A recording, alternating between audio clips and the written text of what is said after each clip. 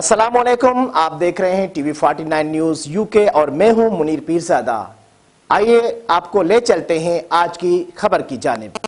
पाकिस्तान भर की सहाफ़ती तंजीमों बशमूल journalist association Pakistan और सिविल सोसाइटीज़ की जानिब से पेका कानून की पुरजोर मुखालफत करते हुए बिल को शख्सी आज़ादी को सलब करने की घिनौनी साजिश करार देते हुए पेका कानून को फौरी तौर पर मनसूख करने का पुरजोर मुतालबा किया। जर्नलिस्ट एसोसिएशन ऑफ पाकिस्तान और PFUG की कॉल पर नेशनल प्रेस क्लब इस्लामाबाद में स्याह परचम लहराया गया और मुख्तलिफ सहाफ़ती तंजीमों और सिविल सोसाइटीज़ के मुक़्तदर शख्सियात ने पेका के काले कानून की पुरजोर मुखालफत की है।